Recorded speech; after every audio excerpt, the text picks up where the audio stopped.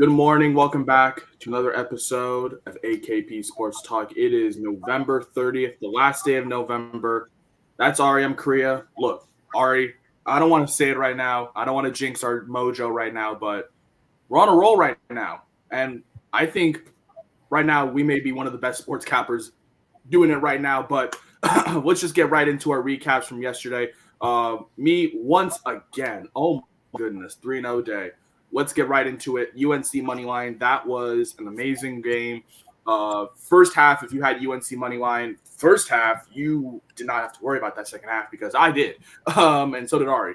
Obviously, Tennessee made it a game in the second half. UNC was up by 22 at halftime. It was all it was all UNC throughout that first half. Baycott, Davis, they were shooting the ball well. And, then Dalton Knecht pretty much just turned it up and said, I'll take over from here for Tennessee. Lit it up, had 37 before he got injured with like a minute left. Who knows what could have happened if he stayed in the game. But UNC did get the 8-point win. Very high scoring game, 192. So one of the highest scoring games for college basketball this year. Like I said, I thought UNC was going to bring out their offense. And you mentioned – the battle inside with Baycott, and, he was dominating as well as pretty much as I expected. He was their kind of key role piece to get the offense going, mostly for that UNC team. The fact that UNC pretty much put up 100, and yes, even though it was at home, like they put up 100 against a really good defensive team in Tennessee. RJ Davis 27-4-2, Baycott 22-11. Harrison Ingram 20-6. They really depended on their key guys. When it really mattered. Elliot Cadeau. Even though his struggles at the line, he still put up 10 assists. So one of the better passers in terms of that team. And that was like one of the better games of the year. Obviously, UNC getting the bounce back win at home. I just like this home spot for them. And we always talk about home court advantage in college basketball. That's going to be a big system for us all year. So that was an easy win. And then Colorado State, first half was looking sweaty, but then the second half, these offenses, like I predicted, finally came out scoring over 100 points in the second half after barely scoring 50 in the first half. So that was definitely a little bit of a worry for me. Going through that first half, just very low scoring. And all my friends were telling me, oh, the under may be cooked. I'm like, oh, the over may be cooked. I'm like, don't worry, just wait for these offenses to start getting themselves under their feet. And then, obviously, if you did see that game, literally right before half, Colorado State stole the inbound, got the layup, and that helped us with the over as well. So, I think maybe that, momentum shift, maybe, with the late basket, maybe gave Colorado that, hey, we need to catch up in this game. And, Colorado State with the, hey, we got to keep this momentum going. So, I know, like I said, the lean Colorado State -2.5, that also played out as well. So if you did take that as well, that was a nice win for you as well. But I just wanted to play it safe with the over 148.5. And then I was checking my phone, and then I see all these scoring. I'm like, oh, this is beautiful. This is beautiful. And then I think with like 2 minutes left, the over hit. So then I didn't have enough to worry. And then talk about not really worrying that much, Arkansas money line and Arkansas +4.5. Like I said, we don't need the points. We're going to win outright. This is what I'm talking about. A ranked opponent going into a team that is unranked but should be ranked because of the teams that they face. Arkansas, they had a tough schedule. I thought even without Tremont Mark, I thought this Arkansas team was be able to get it done. And look what happened. Khalif Battle stepped up. He dropped 20 plus in a big game at home. This is pretty much the game of the night. Obviously, Arkansas storming the court after they take down Duke at home and Kyle Filipkowski, and it was for the second half, it was the Kyle Filipkowski show. For the first half, he had 3 points, 23 of his 26 points in the second half.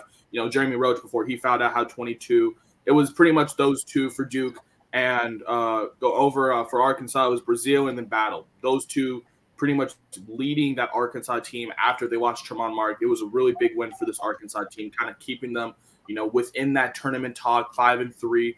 Having a little bit of a rough start, but, big wins, for that program. So, like I said, 3-0 day, technically 4-0 with Arkansas +4.5 and Arkansas on the money line. We've been 7-0 in our last college basketball picks, and we're going to keep it rolling. Like I said, don't fade me. Right on the train. Let's keep rolling. I can't believe it. Once again, nice 3-0 day. Ari, I know you're continuing that streak with us. Let's recap your day. Yeah, obviously you touched on UNC and them winning, and I talked about how it was basically a battle of UNC's offense versus Tennessee's defense, and it turned out to be a shootout, and Tennessee just doesn't have the consistency or offensive firepower to really hang with UNC to me, like in that type of shootout. I mean, obviously, any given night a team can get hot and stuff, but in the first half, UNC was shooting, I think they were shooting like 45% from three, and Tennessee was shooting like 15% from three or something along those lines. So, even though the Tennessee made it, somewhat close in the second half, UNC's first half was just too much for Tennessee to overcome, in the second half. They were up by as much as I think like 25 or something like that in the first half. And like I said, Tennessee did make it somewhat interesting with like 5 to 10 minutes to go left in the game. But UNC was able to hold on with the win. And then the Clippers cruised easily in the first half. James Harden has 17 in the first quarter alone, so it was a vintage game for Harden. He had 26 in the game, so he was more of a distributor in the after the first quarter. But the first quarter obviously was huge for since I was only on the first half. Obviously, just the first quarter was huge for that. And the Kings kind of made it somewhat close, kind of halfway through the second quarter to make it somewhat sweaty a little bit, but the Clippers were still able to easily cruise. I mean, they were up by 21 and a half, but it was like 6 or 7 with like a little bit into the second quarter, and then the Clippers kind of cruised the rest of the second quarter. But again, it was a play of the Kings on that back-to-back after a tight win where the starters played a lot. I mean, it was impressive. Fox still scored 40 points despite how much he played the previous night, so that was good. But no one else really showed up for the Kings in this game. And it was a big win. I mean, the Clippers, it was weird the Clippers were a favorite coming off losing to Denver without Jokic, Murray, and Aaron Gordon, and they're still the favorite against the Kings team at home that just beat the Warriors the night before. So I think that in of itself is kind of telling, and the Clippers obviously cruised for the entire game as well. But obviously, I only had to split out the first half. So yeah, nice 2-0 day for me, and obviously 3/4-0 for you. So we'll keep it going into today. Yeah, like you said, the momentum's starting to get rolling here. As we mentioned at the beginning of the week, we had a really tough weekend. With some of our picks, and we said, we're going to turn over a new leaf, and that's exactly what we're doing. You mentioned UNC money line. Throughout that first half, I even heard Rick Barnes, head coach of Tennessee, say that was the worst half of basketball they played in that first half. As you mentioned, shooting 15% from three. And UNC pretty much hitting everything that they could. So and that was nice to see UNC open up with a big lead before Tennessee started chipping away throughout that second half, making it a little sweaty. But obviously UNC did getting the home win. And then you mentioned the Clippers. I mean, if I saw the stat box at half, and if you told me James Harden would have had five steals at halftime. James Harden, people. We're not talking about some guy who gets in the lane and is more defensive. This is James Harden we're talking about here. He had 5 steals at halftime against the Kings. I mean, that's very impressive. So obviously, if James Harden is stealing the ball 5 times, I would hope the Clippers would win the first half.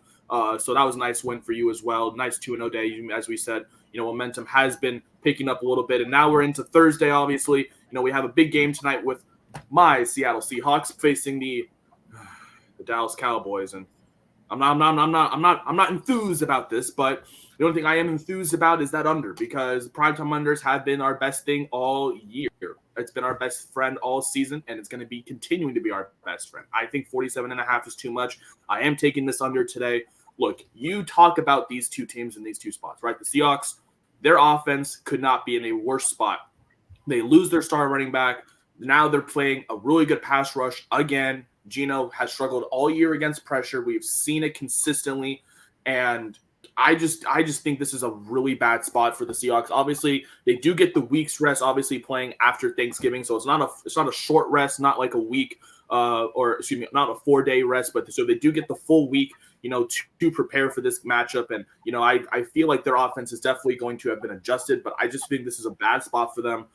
We mentioned Charbonnet is going to be the lead back for the Seattle team. He definitely has that star power. So that's why, like I said, I am taking his over 13.5 carries. I think, I'll get into that a little bit. But in terms of this game, I feel like this game is going to be a really ugly, very defensive game. We talk about the Seahawks and their zone defense, one of the better zone defenses in the league. Their run defense, obviously, has been the big struggle for them all season. We saw how Christian McCaffrey did last week, pretty much running through that Seattle's Seattle defense all week. And, that's kind of been the one key thing Seattle has tried to, at least limit is the amount of big run plays. And then on the Cowboys, obviously the Cowboys are just known as beating up against bad teams. And, we saw it last week. They beat up against a really bad Washington Commanders team at home.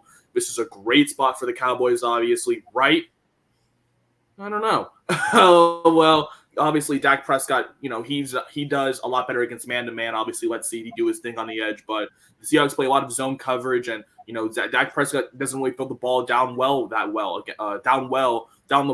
field well. Excuse me. Against zone defenses, his best game, I guess, would probably be the Panthers. And yes, he did have some big completions, but it was a lot of dink down passes. We saw a big game from I believe it was Pollard that game, or Brandon Cooks as well. So I just don't feel like this game is going to be really too exciting. I think obviously for the Seahawks, this is a really tough spot for them because obviously next week they got to go play the Niners, obviously on the road. So another tough road game for them coming up soon. And then the Cowboys, obviously they're coming off of a week where they played a really bad Commanders team. Now they got to go play a better defense than Seattle at home. And then defensively, they're definitely going to apply pressure to Geno Smith, but the Cowboys' run game, can be shaky sometimes. And I feel like Charbonnet with his powerful running. Now I'm going to get into why I love Charbonnet. I think over 13.5 carries is definitely a great line for him. I saw it at 12.5 and went up to 13.5. I would take it all the way up to here.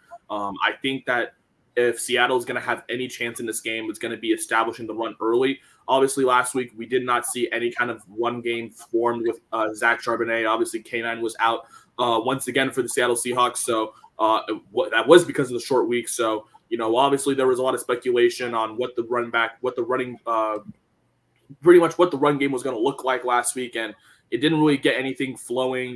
We had some, second or 2 or 3 yard carries, but nothing consistent to really get the chains moving, which kind of stalled the offense so much. And then Geno was forced to throw the ball so much more, and obviously the Niners and Cowboys and other teams in the NFL have pretty good pass rushes that can get to the quarterback. Niners are having a field day getting to Geno Smith in the backfield. So I just like this game to go under. And then I like Jack Charbonnet to also kind of be the lead back today, have a bounce back game after not really having that much of not really getting himself established, I'd say, last week against the Niners at home. I do like him against the Cowboys on the road. And then Dak Prescott, I am taking his under 282.5. I think this is going to be, one of those weeks where his line is so inflated because he's facing a bad defense. But obviously the Seahawks, one of the better teams defensively in terms of stopping the pass right now. We did see, the Seahawks try to do them as much as they could to limit Brock Purdy, but Brock Purdy has turned into one of the better quarterbacks of this league in terms of how accurate his throws have been, throughout his time as a 49er, and he did not even get over this line. He had 200 passing yards, and yes, that's mostly credited to CMC absolutely just burning the Seahawks with 114 rushing yards. But at the same time, I think it was just a negative game script, and the Seahawks really know how to limit passing yards. So I think Dak Prescott's line is a little too high. I like that line to go under. I don't think Dak Prescott is really going to have a great game. I think they're going to rely more on the run with Tony Pollard and maybe Rico Dwaddle out the backfield. But I think this is going to be, not that much Dak passing the ball deep. We're going to maybe see some ding-town passes with pressure maybe up in his face. So I like Dak Prescott under 282.5 passing yards today. So those are my 3 picks for tonight's NFL Thursday night game between the Seahawks and Cowboys. I'm taking this under at 47.5. I think that's minus 118 on DraftKings. I'm taking Charbonnet's over 13.5 carries. I think this is a great game script for him. I think he's going to, if the Seahawks want to have a chance in this game, they're going to have to establish some kind of run game. And then Dak Prescott under 282 passing yards. I think that's a little too high for him. I think he maybe finishes in the 250 range. I think the Seattle Seahawks zone defense will have trouble with Dak Prescott really throwing the ball deep, and that's where he likes to, really thrive, and that's where he gets going, with deep balls to CeeDee Lamb or Michael Gallup, Brandon Cooks, whoever it is, deep, big completions. So I like Dak Prescott under 282.5 passing yards tonight. So those are my 3 picks for tonight's football game, and then I'm going to keep continuing this college basketball road that I'm on. Like I said at the beginning of the video, 7 of my last 7 picks have been cashed, and we're going to keep going. We're going to go for 10 for 10 today. So we're going to go start off with my favorite system in fading Oregon State all season. That program is not going to be good. And yes, I love them because obviously Washington State and Oregon State, but their basketball program is god awful. Ever since that fall off from their 2020 2021 appearance in March Madness, they lost a lot of stars. Jordan Pope is kind of their only star for Oregon State, and I'm taking UC Davis +3. Those whenever you see a line like this for Oregon State, you just take the team to cover, and I think UC Davis is taking +3 in this great spot on the road. I just think Oregon State, one of the worst teams in the Pac-12, 3-3 on the season, have had some ups and downs. I think they lost to Troy at home, and I think this is a great spot for UC Davis, a sneaky team for them out of the Big Sky. So I like them at +3. And then we're going to go to one of the earlier games, FAU, my favorite wagon. We're taking the -6.5 against a really good Liberty team. Look, this game, when I saw this last night, when I was reading it, when I was looking at the lines, this game called out to me because I wanted, to back Liberty in the spot, very underestimated, one of the sneakier teams pretty much in college basketball. They're 6-0. No one really giving them that much credit. They're in the ASUN. But when you look at their stats, right, they are one of the best three-point shooting teams. They don't turn over the ball. They know how to pass it out. But you gotta think, like, who have they played, right? And their, I guess, toughest opponent would probably be Alabama, and they lost by almost 40 on the road. And I think this is a horrible spot for them. They got to go play, and that was obviously like a neutral court, neutral site game. That didn't really count for them. But in terms of, I'd say they're huge. In terms of their, I guess, biggest competition right now, I definitely would say that this is definitely going to be their biggest step of the season. They got to go to FAU, and FAU, obviously one of the best teams in the country with Jonell Davis, Elijah Martin.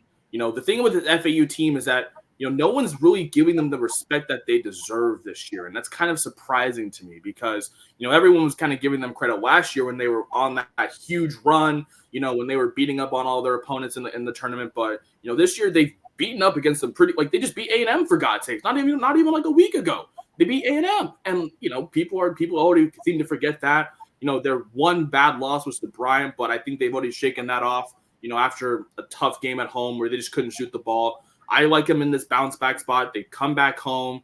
It's one of those tip-off games, so, it means something, but I like FAU in the spot at -7.5.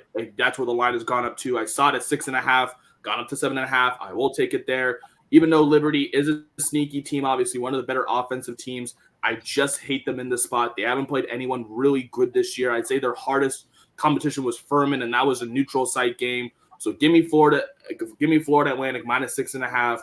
And then finally, we're going to go to Butler, and we're just taking them straight up on the money line here. I like this play for Butler tonight against in this Big East Big 12 battle against Texas Tech. Look, I like the team who can score better at home to win. That's it, people. If you can score more points and you're at home, on average, you are going to win the game. Texas Tech is obviously one of the worst offensive teams in the country. They thrive on their defense. And like Ari mentioned yesterday, defense does carry, but, defense can only carry you so much, especially when you're on the road. And obviously, Butler coming back home in this spot, they had a tough week, going during Feast Week, had a couple bad losses, especially to FAU and, FAU and Michigan State. And, when you look at those two losses, you're thinking those are really bad losses. Obviously, lost to FAU in a close game by 5. Michigan State blew them out the water.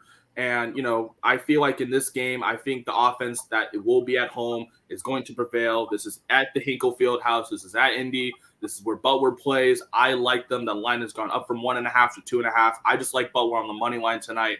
I think they get it done. Like I said yesterday, with these lines that are like 1.5, 2.5 for the home team, just take them to win. I don't like these spreads. Sometimes, they get a little finicky. I mean, yesterday UNC was, I think, favored by 1.5, and they won by 8. So I'm just going to take Butler on the money line tonight. I think that's just a simple play. So those are my 3 picks for college basketball. I like UC Davis, once again, fading Oregon State. FAU minus 6.5. I think this Liberty team is a little overvalued just because of who they've played. And then Butler on the money line. I'm taking the better offensive team to show up at home versus a team that cannot even score 70 points a game. I'm going to go with Butler on the money line. Those are my 3 picks for college basketball, along with my 3 picks for tonight's Thursday night football game. Ari, I know I've been talking a lot. I'm going to let you get into your picks. What do you got for today's Thursday slate? Yeah, I'm staying off a side in total. My lean also was the under. So if I had to play something, it would be the under as well. But I'm just sticking to 2 rushing props. I'm on Charbonnet as well, but I'm on his rushing yards. Over 50.5 right now on DraftKings. Like you said, if the Seahawks want to be in this game, they have to establish some sort of run game.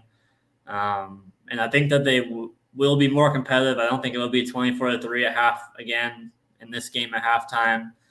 I like rushing yards over carries just a little bit more just because I think he's capable of just breaking one off for like 20, 30 plus. And so I think he could hit this on like 8 to 10 carries. Like, you look at the Cowboys' last 3 games, they've blown out Washington, Carolina, and New York.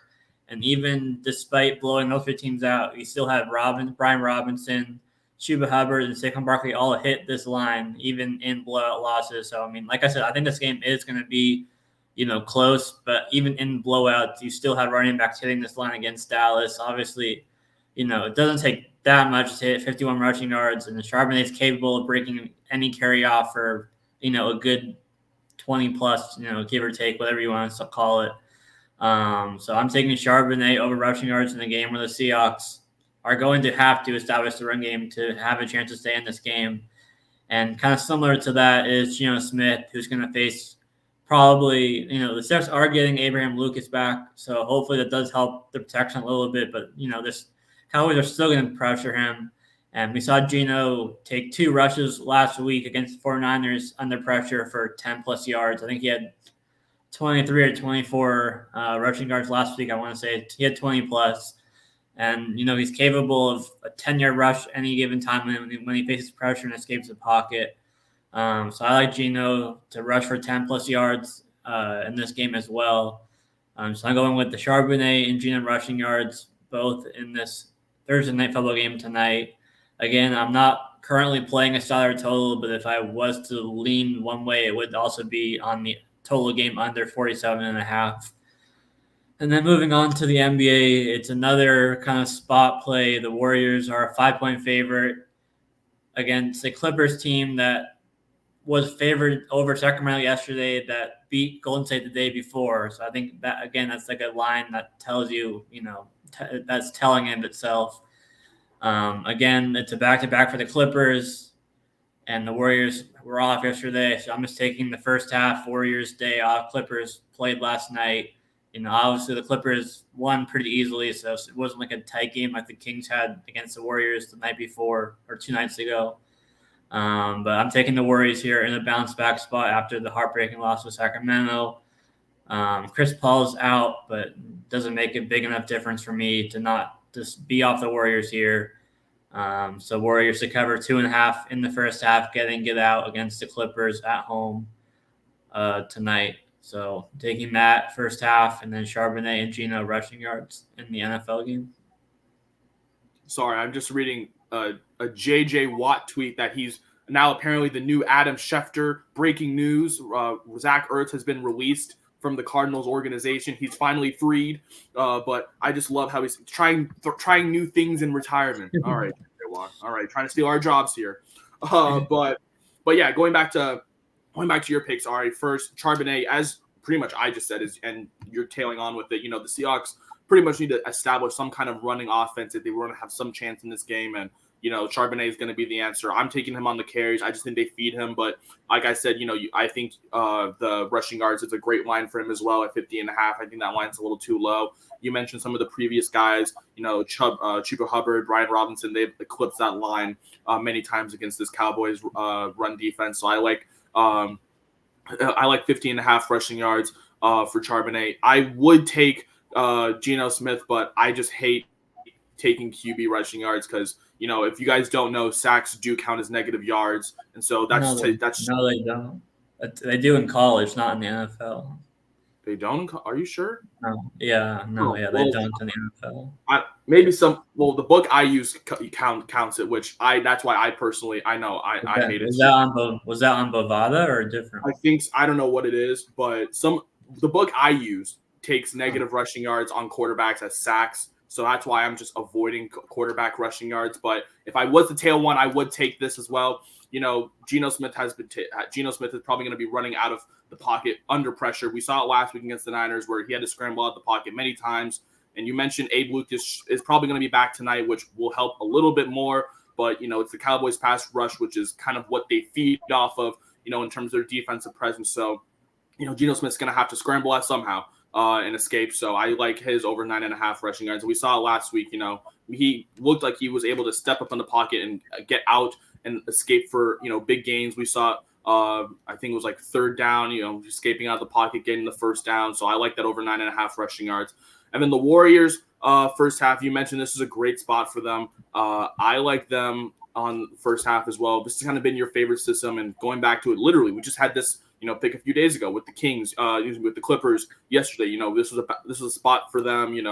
Clippers, were starting their back-to-back yesterday against the Kings, who just had that emotional win against the Warriors the other day, and even though De'Aaron Fox played hard, not much was from the Kings followed as well. And then you mentioned the Warriors in this spot. They had the day off. You mentioned CP3 not playing, but I do like the Warriors first half in this spot at -2.5 at home. One of the better teams at home. I think with all the stuff going on right now off the court with Clay, potentially, kind of being in his own head, the off court issues with Draymond and and his WWE antics, and then just kind of all the developing stars that this Warriors team is kind of needed to kind of at least keep themselves in this West. This is a win that they kind of need to have to kind of cement themselves after a big collapse, because that's kind of been all what's in the news recently about the Warriors collapse. So I do like them at -2.5. Just like I said, get out in the first half. Just kind of simply win by 3. I think those are 3 great plays for you as well, Ari. And then going back to my pretty much big feast, like I said, 3 in the college basketball slate today, 3 in the NFL slate game tonight with the Seahawks game. Ari did say he has a lean as the under, but he's not officially taking it. I am officially taking it. I just think 47.5 is too many. I like Charbonnet on the carries. I think Prescott's going to be dumping the ball to Tony Pollard more as a running back, so I think his passing yards is not going to be 282.5. I think that's going under. And then going back to college basketball, UC Davis +3, fading Oregon State. FAU -6.5. We are riding this wagon, and then Butler on the money line. Better offensive scoring teams at home. They should win this game. I like those 3 picks right there. You can find all of these picks once again on our Twitter, AKP Sports Talk. We will be posting first our Thursday night football picks, and then we're going to be going into a little bit of a college basketball for me, and then Ari's little Ari's NBA pick as well. Just to separate out for you guys. Not to cram everything on one card, but obviously you can find that once again on our Twitter, link below, AKP Sports Talk. But that is going to do it for another episode of AKP Sports Talk. We hope to wrap the month of November up on a positive note. That is Ari. I'm Korea. We will see you guys tomorrow. We have a huge weekend, obviously. Tomorrow, big games for college football. Pretty much one of the biggest games, pretty much to determine the college football playoff tomorrow. We got even bigger games on Saturday, and then the NFL on Sunday. So we're going to have some of our best bets for a huge weekend of college football in the NFL. But that's going to do it. That's Ari. I'm Korea. We will see you guys tomorrow. Happy end of November, guys.